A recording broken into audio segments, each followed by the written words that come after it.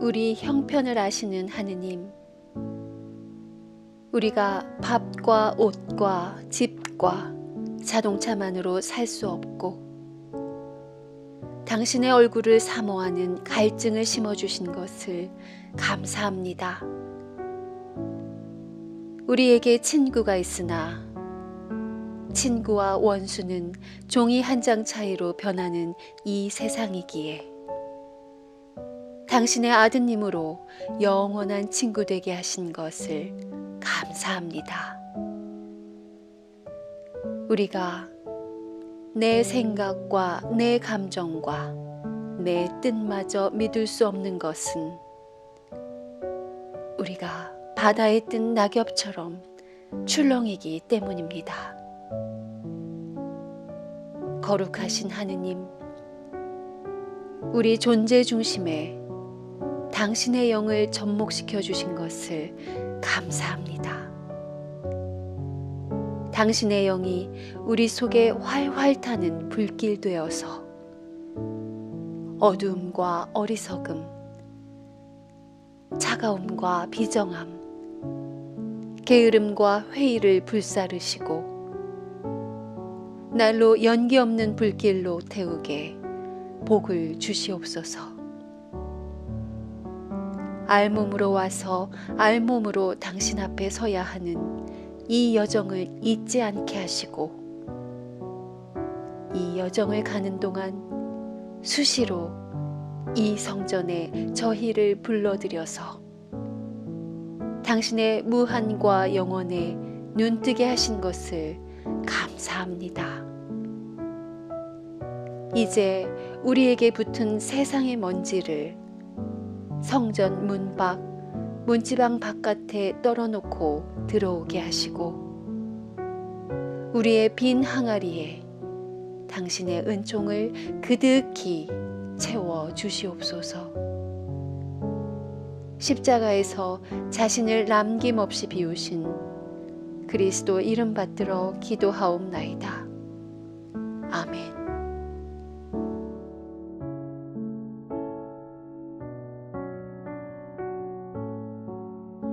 요한 공동체가 전한 거룩한 복음입니다. 그때 마리아가 매우 값진 순 나르드 향유 한 근을 가지고 와서 예수의 발에 붓고 자기 머리털로 그 발을 닦아드렸다. 그러자 온 집안에 향유 냄새가 가득 찼다. 예수의 제자로서 장차 예수를 배반할 가룟 사람 유다가 이 향유를 팔았더라면 300데나리온은 받았을 것이고 그 돈을 가난한 사람들에게 나누어 줄 수 있었을 터인데 이게 무슨 짓인가 하고 투덜거렸다. 유다는 가난한 사람들을 생각해서가 아니라 그가 도둑이어서 이런 말을 한 것이었다. 그는 돈 주머니를 맡아가지고 거기 들어있는 것을 늘 꺼내 쓰곤 하였다.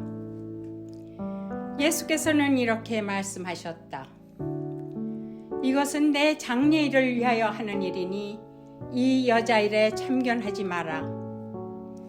가난한 사람들은 언제나 너희와 함께 있겠지만 나는 언제나 함께 있지는 않을 것이다. 주님의 말씀입니다. 하나님께 감사드립니다.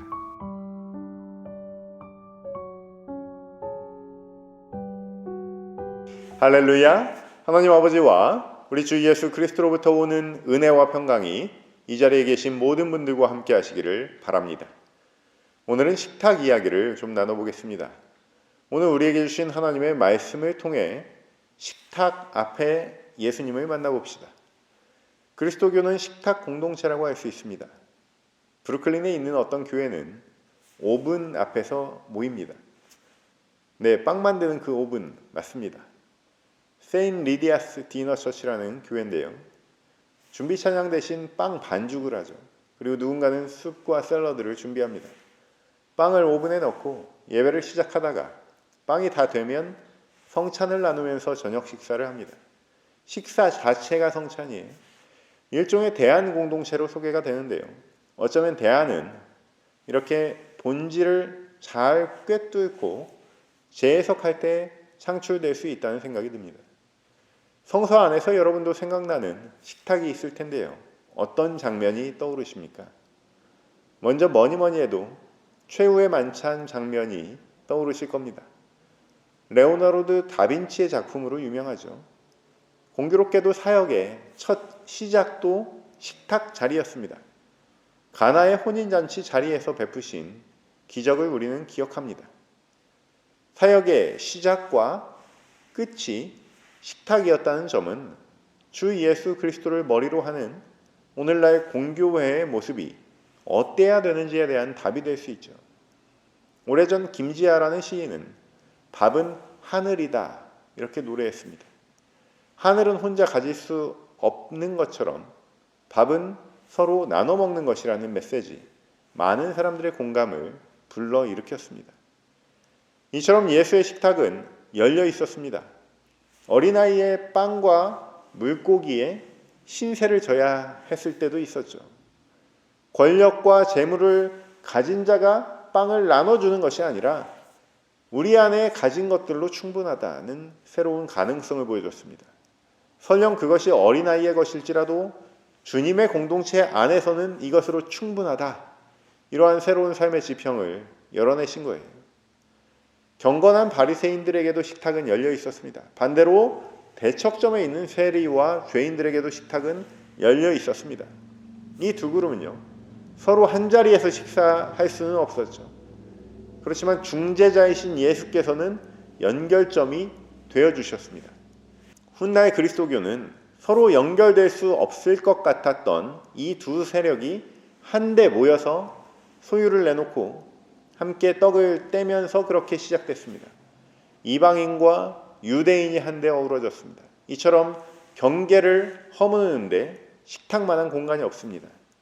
예수께서는 식탁의 경계를 넘나들며 모두에게 자신을 먹이셨습니다. 부활하신 예수께서는 식탁 앞에서 여러 가지 감정을 불러 일으키셨습니다. 부활하신 후 제자들이 모인 곳에 나타나셨을 때 음식을 찾으셨잖아요. 부활을 하셨는데 음식을 찾는다. 이 의미는 우리가 생각하는 부활이 어떤 유령 같은 존재로의 부활이 아님을 드러냅니다. 즉 배고픔을 느끼는 부활의 예수죠.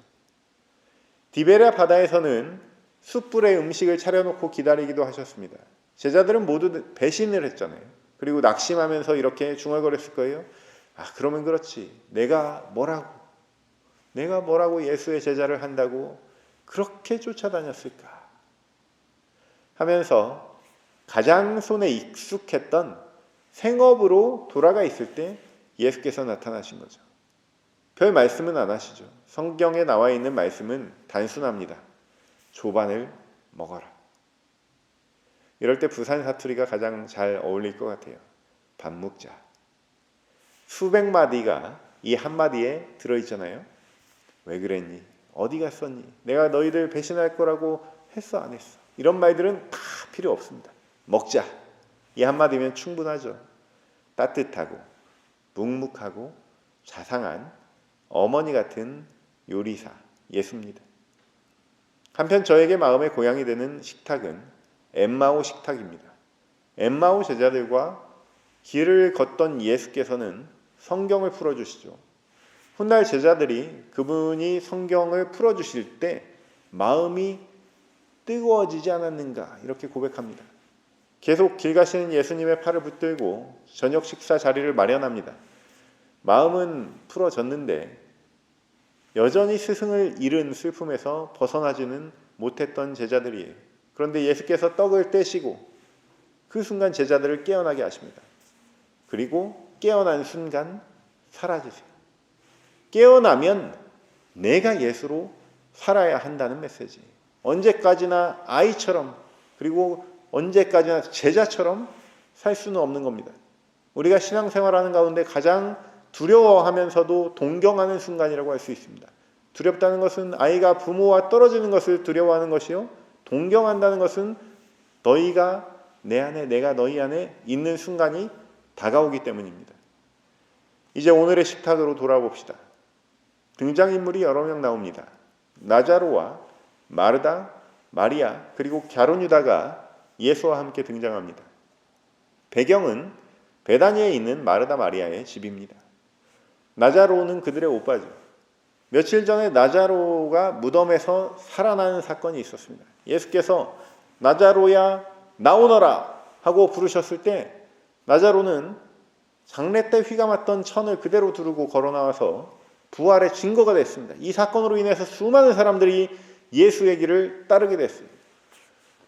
오늘의 이 반차는 그 부활 사건, 나자로의 부활 사건을 축하하고 감사하기 위해 모인 자리입니다. 오늘날 이런 자리를 일컬어서 교회에서는 예배라고 하죠. 구원의 축제예요. 부활의 증인들이 모여서 하나님께 감사하며 함께 떡을 떼는 자리입니다. 이 자리에서 말없이 등장한 사람이 있는데 그게 바로 주인공이에요. 아주 역설적이죠. 주인공인데 말이 없습니다. 마리아는 그저 향유를 붓습니다. 예수의 발에 향유를 붓고 자신의 머리칼로 닦습니다. 손님이 오면 발 씻을 물을 내어드리고 하인이 발을 씻어드리는 것이 유대지방의 풍습인데, 그런데 그 어떤 하인도 자신의 머리카락으로 닦아드리지는 않죠. 그 어떤 부잣집도 향유로 발을 씻어드리지는 않죠. 상식과 평범을 넘어선 비범의 순간입니다. 마리아는 이전에도 유독 비범하기는 했어요. 언니 마르다가 음식 준비를 할 때 어땠습니까? 마리아는 예수님 발치 앞에 앉아서 다른 남자 제자들처럼 말씀을 들었습니다.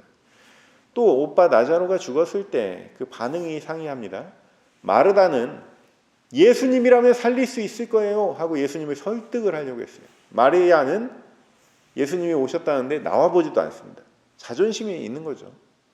마르다가 귀띔을 해주니까 그제서야 겨우겨우 나갔을 때도 예수님을 원망했습니다. 성경 행간의 의미를 보자면 마리아는 분을 품은 거예요. 마르다는 순종형이고 마리아는 저항형입니다. 마치 마르다가 신앙심 깊은 어머니 같은 품성이라면 마리아는 어디로 튈지 모르는 천방지축 소녀 같은 성정을 가졌습니다. 오늘날 우리에게는 마르다와 마리아의 통합이 필요합니다. 마르다에 가까워지는 것은 교회 오래 다니면 어느 정도 가능하죠. 이 좋으신 분들이 얼마나 많습니까? 그러나 마리아의 야성은 찾아보기 힘듭니다. 남자 성도들도 마찬가지예요. 충성되고 우직한 일꾼들은 많지만 발전적인 대안을 책임있게 제시하는 일꾼들은 찾아보기 힘듭니다. 목회자들은 이전에 목회하던 곳의 소식을 간혹 듣게 되는데요. 들어보면요, 신앙이 펄펄 끓어오르던 그 당시 젊은 중직자들이 얼마나 많이 나가 떨어져 있는지 모릅니다. 말씀에 힘입어서 신바람을 내면서 사역했던 그 40대, 50대 미래의 세대들이 5, 60대가 되면서 여러 가지 이유로 교회 밖으로 밀려나는 거예요. 한국 교회를 예를 들면 지금 600만에서 800만 명 정도가 예배 출석하는 개신교 신자라고 할 때 200만 명 정도는 교회의 밖을 떠돌고 있다고 통계는 말합니다.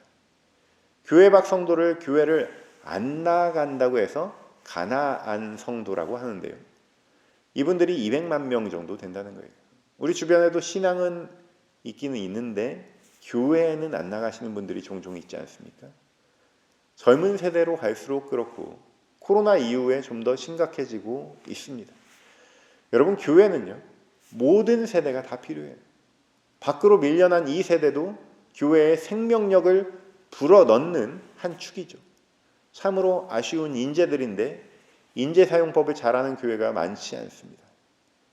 우리 안에 이 마르다와 마리아의 두 가지 모습이 사실 다 있다는 점을 여러분 기억하시기 바랍니다. 현실은 교회의 생리에 맞지 않는 이 한편 마리아 쪽을 그냥 억누르고 있을 뿐입니다. 억눌려 있는 그 야성이 활짝 열릴 수 있게 나 스스로 내 자신을 도와줘야 됩니다. 교회도 그러한 창조성이 발현될 수 있도록 적극적으로 장을 마련해 줘야 될 줄로 믿습니다. 아니나 다를까 그런 마리아가 오늘 드디어 사고를 쳤습니다. 그 비싼 향유를 예수의 발에 쏟아 부었습니다. 정말 상상할 수 없는 일입니다. 첫째는 살아있는 사람인데 살아있는 사람에게 장례 때 쓰는 향유를 미리 사용한다는 게 있을 수 없는 일이죠.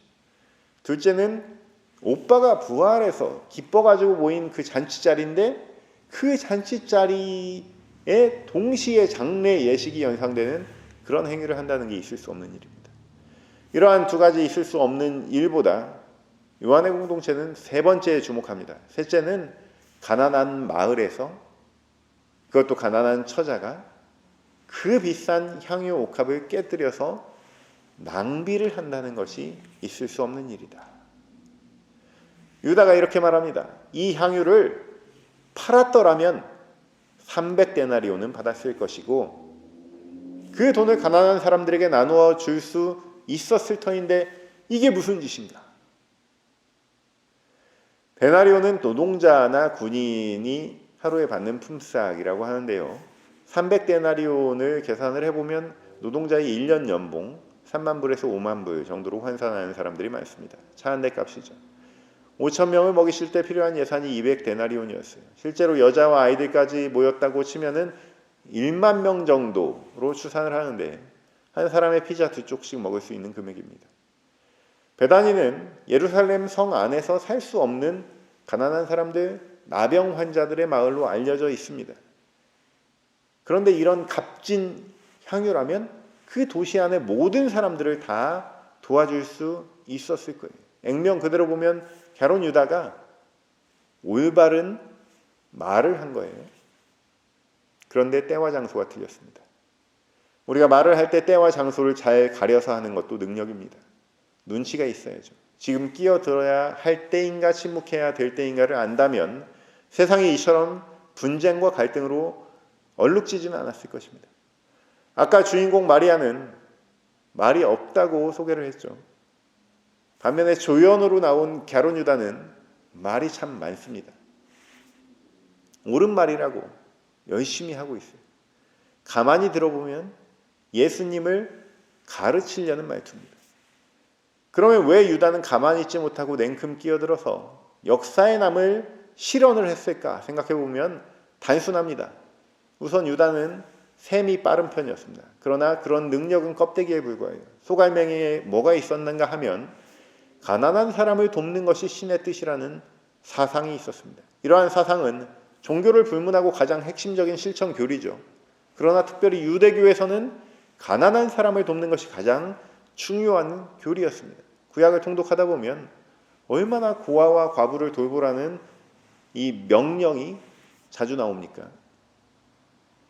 한 부자가 예수님을 찾아왔을 때 예수께서도 있는 것을 다 팔아서 가난한 사람들에게 나누어 주어라. 그리고 와서 나를 따르라.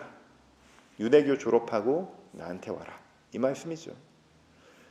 유다를 비롯해서 제자들은 한 번도 자신이 유대교인이라는 사실을 의심하지 않았습니다. 우리는 그들이 처음 그리스도교, 초대 그리스도교를 형성했다는 것을 알지만 그들은 모르죠. 그들은 자신이 유대교인인 줄만 알았습니다. 그 중에서 유다는 당연히 교리의 가장 중요한 부분을 먼저 떠올렸습니다. 마치 자신의 논리에는 아무도 반박할 수 없을 거라는 의기양양함으로 입을 열어서 옳은 말을 토해냅니다. 예수님 앞에서 예수님을 가르치듯 떳떳하게 낭비하지 말라는 그 말의 이면에는요, 사실 또 다른 더러운 진실이 감춰져 있습니다. 진실은 유다가 가난한 사람들을 생각해서가 아니라 그가 도둑이어서 이런 말을 한 것이라고 요한 공동체는 전하고 있습니다. 갸론 유다가 바로 돈주머니를 맡은 자였는데 거기 들어있는 것을 그냥 늘 꺼내 썼던 거예요. 항상 보면요, 진실 공방에서 말 많은 사람이 범인입니다. 예수께서도 악한 일을 일삼는 자는 누구나 자기 죄상이 드러날까 봐 빛을 미워하고 멀리한다고 말씀하신 바 있습니다. 마리아가 지금 빛으로 다가오니까 그것을 그냥 미워하고 멀리하는 거예요. 우리가 어떤 사건이 일어났을 때 자기 마음 안에 있는 것이 보이기 마련입니다. 조금 더 정확히 말씀드리면 자신이 믿는 신념으로 그 사건을 해석합니다. C.S. 루이스의 한 풍자를 소개합니다. 어느 날 푸시라는 이름을 가진 고양이 한 마리가 영국의 런던을 방문하게 됐습니다. 루이스는 의기양양하게 런던을 방문하고 돌아오는 고양이에게 이렇게 물었습니다. 푸시야, 너 지금 어디 갔다 오니? 예, 저는 여왕을 만나러 런던에 갔다 오는 길입니다. 푸시야, 그럼 너는 런던에 가서 무엇을 봤니? 저는 여왕의 의자 밑에 있는 생쥐를 보았습니다. 역시 고양이 입장에서 가장 귀한 것, 가장 가치 있는 것이 보이기 마련이죠. 왕궁의 역사나 예법, 화려함이나 찬란함은 고양이의 관심사가 아니죠. 마리아가 향유를 부을 때 갸론 유다의 관심사는 무엇이었습니까? 마리아가 아니죠. 향유입니다. 주연에 관심이 없고 소품에 관심이 있는 거예요. 물건 아까워서 저거 어떻게? 이것을 연발하는 제자는 물건하고 연결이 되어 있는 거예요. 스승은 마리아의 영혼과 연결이 되어 있습니다. 보는 게 다르면 그 사건에 대한 반응이 다른 법입니다.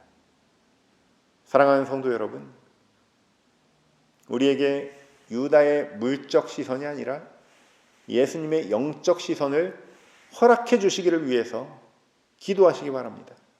물건에 대한 아까운 마음, 탐욕의 마음이 우선이 아니라 사람에 대한 숭고한 마음, 사랑의 마음이 가득 차시기를 주님의 이름으로 축원합니다.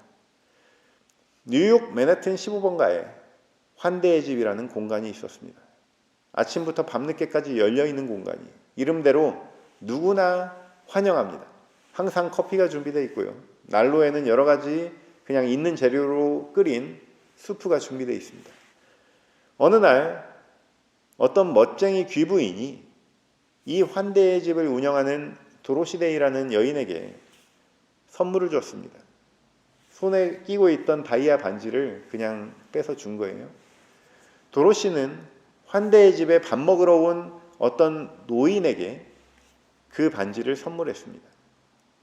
이 사건을 보고 있던 한 직원이 깜짝 놀라며 이렇게 말합니다.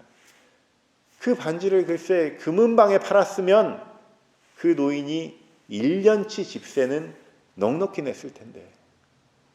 지금 그 직원은 무엇을 보고 있습니까? 다이아 반지를 보고 있죠. 도로시는 누구를 보고 있습니까? 그 노인을 보고 있습니다. 도로시는 그 노인이 인격을 가진 인간이기에 그 반지를 마음대로 할 수 있을 거라고 대답했습니다. 팔아서 1년치 렌트비를 낼 수도 있고 바하마로 여행을 갈 수도 있고 멋쟁이 귀부인처럼 손가락에 끼고 다닐 수도 있다고 대답하면서 한마디를 덧붙이는 거예요. 하나님께서 부자들만 즐기라고 다이아몬드를 창조하셨다고 생각하십니까?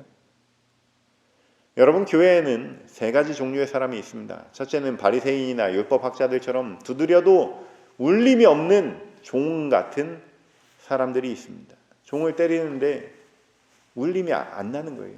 믿는다고 모이긴 모였는데 귀를 수십 년간 대고 있어도 소리가 안 난다고, 희한하다고 하는 사람들입니다. 힘을 모아서 좋은 일도 많이 해봅니다.